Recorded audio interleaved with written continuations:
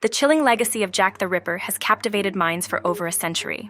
Historians, criminologists, and true crime enthusiasts alike have pored over the grisly murders committed in the shadows of Whitechapel in 1888, where an unknown figure became a symbol of terror. Over the years, the Ripper's elusive identity has spawned endless theories, each more speculative than the last. But today, in the intertwining of history and behavioral health, students from Grand Canyon University embarked on a journey to uncover the psychological and societal forces that allowed such horrors to fester. Led by instructors Catherine Hallam and Kim Kennedy, the students ventured into the cobblestone streets of Victorian London, where moral degradation and abject poverty met the cold blade of the Ripper. This wasn't just a tour. It was an academic plunge into the human psyche, a deep dive into the recesses of a mind capable of unspeakable brutality. How does someone cross the line of morality so definitively? Hallam questioned, igniting discussions that spiraled into the realms of mental illness, violence, and the overwhelming social collapse that gripped Whitechapel during the Ripper's reign. As the GCU group traced the steps of the notorious killer, history instructor Kim Kennedy painted a vivid picture of life in Victorian Whitechapel. Overcrowded, impoverished, and rife with mental health crises, the neighborhood was a breeding ground for despair. It wasn't just Jack, Kennedy explained.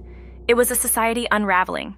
And we see that unraveling in how mental illness was addressed, bleeding out as a cure, demonic possession blamed for erratic behavior. For Hallam and Kennedy's students, it was an immersive experience. What started as a gruesome chapter of history soon morphed into a profound study of human behavior. Interdisciplinary lines blurred as history students became teachers of behavioral health, sharing how wars and social collapses mirrored the violence of Jack the Ripper, and vice versa as behavioral health students helped decode the madness that consumed men like him. But as the group delved deeper, modern science too had its role to play. Today, new technology and forensic investigation shine a light on the possible identity of this once faceless killer. Aaron Kosminski, a young Polish immigrant who lived amidst the squalor of London's Jewish community. A man whose descent into madness mirrored the very societal decay that plagued Whitechapel.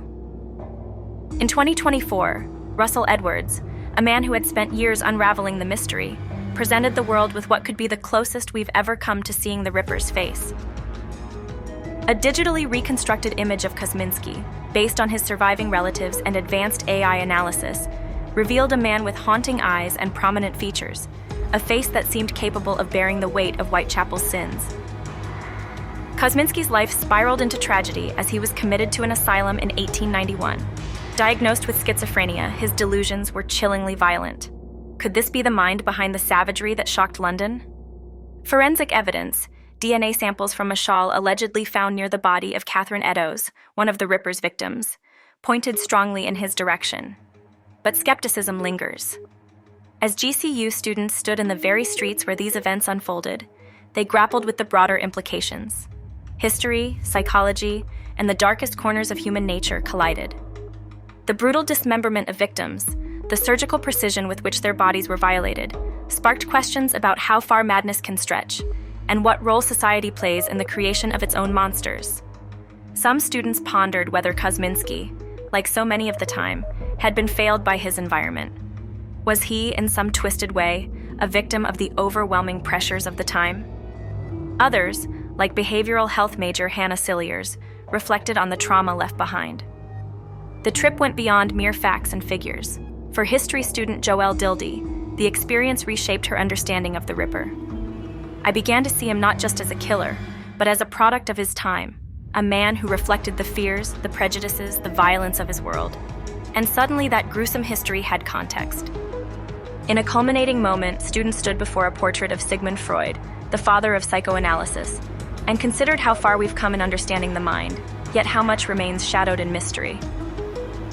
Freud once postulated that unresolved trauma can breed madness, a theory that resonates with the story of Kosminski, whose mental illness, untreated and unchecked, may have unleashed the darkness within him. As the fog rolled over London's ancient streets, it was clear that this journey wasn't just an academic exercise. It was a reckoning, with history, with morality, and with the eternal enigma of the human mind. And in the spectral face of Aaron Kosminski, reconstructed by the hands of modern science, students caught a glimpse of what might be Jack the Ripper, a man both terrifying and tragically broken, who still haunts the edges of our understanding.